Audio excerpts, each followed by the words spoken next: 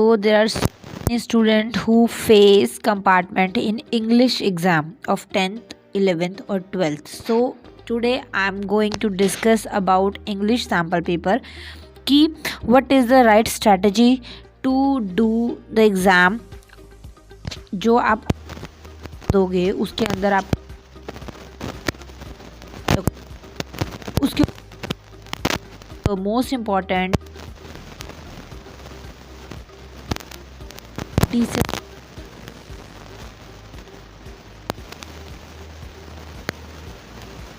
At least number ले। Let's start. सबसे पहली चीज़ कि आपको क्या मिलेगा आपके इंग्लिश के पेपर में, इधर you are from 10th class और 12th class, same style same pattern रहेगा for all open category CTP और regular, all will be same. Okay, सबसे पहली चीज़ आपको आपको कॉम्प्रिहेंशन देखने के लिए मिलती हैं। 2 to 3 कॉम्प्रिहेंशन आपको देखने के लिए मिलती हैं। सो कॉम्प्रिहेंशन में आपको क्या चीज़ मेन ध्यान रखनी है, देखिए सबसे पहली चीज़ कि आपको यहाँ पर एक पैराग्राफ दिया होगा लंबा चौड़ा सा, ठीक है। उस पैराग्राफ के अंदर आपको ऑप्शंस दिए हुए होंगे, already you have options. So आपको सबसे पहले क्या करना है, you have to read first questions, ठीक है। आपको पहले क्वेश्चंस पढ़ने हैं, after that you will read the paragraph, okay. क्योंकि बच्चे क्या करते हैं, पहले पूरी लंबी चौड़ी कहानी पढ़ेंगे, उसके बाद after that they come on questions. तो क्वेश्चन पर आते आते फिर वो चीज़ पैराग्राफ भूल जाते हैं। Again they go on the paragraph and then read it. तो उस वजह से क्या होता है कि वो पैराग्राफ पर जाएंगे, फिर क्वेश्चंस पर आएंगे, फिर पैराग्राफ पर जाते हैं। तो इतना हमारा माइंड इतना शार्प और इतना फास्ट वे में उस टाइम पर नहीं होता, बिकॉज माइंड जो है नर्वस होता है उस टाइम पर। सो हम लोगों को तरीके से काम करना है। First you will read out all the questions, after that you will go on paragraph, ठीक है। तो पैराग्राफ पर जैसे आप पढ़ते रहोगे आपके माइंड में क्वेश्चंस रहेंगे। क्वेश्चंस थोड़ा छोटे होते हैं तो हमारे दिमाग में रहते हैं, बट पैराग्राफ नहीं रह पाता। तो firstly you will read full paragraph, after that you will go for question, ठीक है। तो क्वेश्चन पढ़ते जाएंगे, उस अकॉर्डिंग आपको आंसर्स मिलते जाएंगे। तो इस तरीके से आपको कॉम्प्रिहेंशन करनी है। कॉम्प्रिहेंशन में आप लोग यहाँ पर और में देखिए एक पैराग्राफ है आपका ये, ठीक है। तो आपको 10 मार्क्स की जो है ना वो कॉम्प्रिहेंशन ही देखने के लिए मिलती है, and this is a minimum, ठीक है। मिनिमम आपको 10 मार्क्स की कॉम्प्रिहेंशन मिलती है। I think this will be for 15 marks और 18 मार्क्स, तो वो आपके ऊपर है। क्वेश्चन पेपर देखते हैं यहाँ पर कैसा आता है। लेकिन हम 10 मार्क्स अगर कॉम्प्रिहेंशन के मान के भी चलें तो आप लोगों को यहाँ से 6 to 7 मार्क्स मान के चलो कि हमारे इतने आ जाएंगे, ठीक है। हम बिल्कुल मिनिमम लेकर चल रहे हैं, तो यहाँ से आपको पता लगेगा कि इसमें पास होना बहुत ईजी है, ठीक है। After that you will go for after comprehension. देखिए इस तरीके के आगे 5-5 नंबर के writing skills, this is most important and easiest thing in paper, जो कि आपको पहले से पता होता है कि ये आएगा ही आएगा। इसके अंदर सिर्फ आपको करने की क्या ज़रूरत होती है, ओनली जैसे आपको अपना सिलेबस पता है, जैसे 10th में क्या चीज़ आएगी और 12th में क्या चीज़ आएगी, ठीक है। तो यहाँ पर देखिए नोटिस आया हुआ है, ओके। देन आफ्टर दैट यहाँ पर और क्या चीज़ दी हुई है, यू रिसेंटली बिल्ड 2 स्टोरी, और आपको बताना है क्या है, क्रिएट एन एडवर्टाइजमेंट, तो मतलब एडवर्टाइजमेंट आपके सिलेबस में।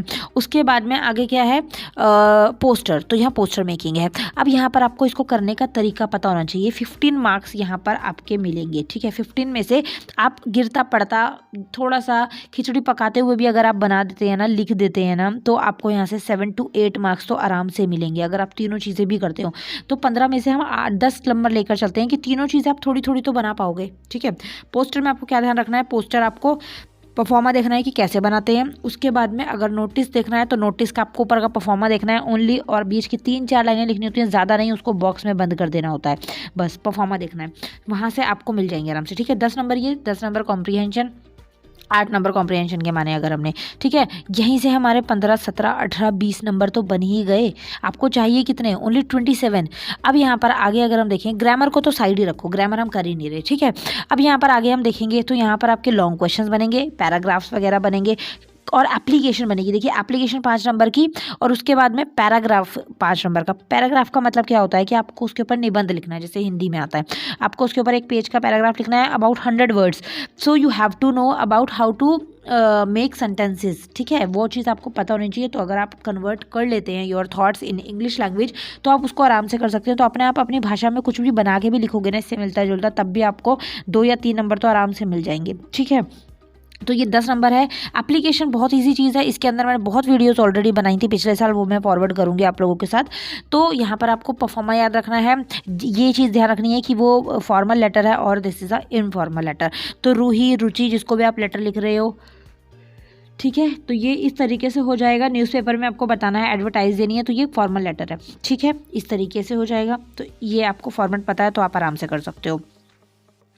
ओके, आगे और एक चीज़ दी हुई है, you are a Kartik an Art of Living student write a letter to editor. ये भी एक फॉर्मल लेटर, ठीक है। इनफॉर्मल लेटर होते हैं जो हम अपने ब्रदर, सिस्टर, कज़न, पेरेंट्स को लिखते हैं, ठीक है बच्चा। तो इस तरीके से आपको इनको कर लेना है। उसके बाद आगे अगर हम देखें, यहाँ ग्रामर पोर्शन आ जाता है और ये 10 नंबर कंटेन करेगा। देखो अगर हम ध्यान से देखें ना तो हमारे 20 से 25 नंबर तो ऊपर ही बन चुके हैं। ओके, और पास होने के लिए कितने चाहिए? 27। फिर भी तुम्हारी कंपार्टमेंट आ जाती है, मुझे पता नहीं चलता तुम लोग पेपरों में करते क्या। 10 नंबर ग्रामर आएगी। ग्रामर जिसकी अच्छी है बहुत अच्छी बात है, अगर अच्छी नहीं है तो यहाँ पर आप थोड़ा बहुत पूछ के 2-4 नंबर 5 नंबर फिर भी ले लोगे, ठीक है। कुछ चीज़ें ऐसी हैं जो आपको आती होंगी, सो डोंट वरी, ठीक है। उसके बाद लास्ट में आपके पास यहाँ पर अगर आप नीचे स्क्रॉलिंग करते रहेंगे, ये ग्रामर आ गई। उसके बाद आपका देखिए फिर से पैराग्राफ है, इसके अंदर आपको 1 नंबर फ्री का मिलता है अगर आप चैप्टर एंड पोएट नाम याद कर लेते हो, राइटर नेम याद कर लेते हो, पोएट नेम याद कर लेते हो, ठीक है।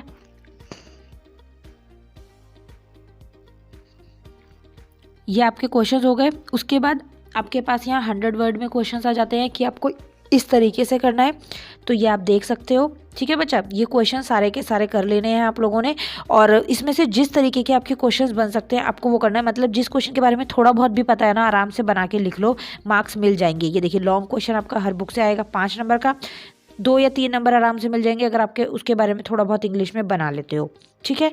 फिर यहाँ पर आगे आ जाते हैं शॉर्ट क्वेश्चंस। इसी तरीके से सेकंड बुक से भी सेम चीज़ आएगी, 5 नंबर यहाँ पर।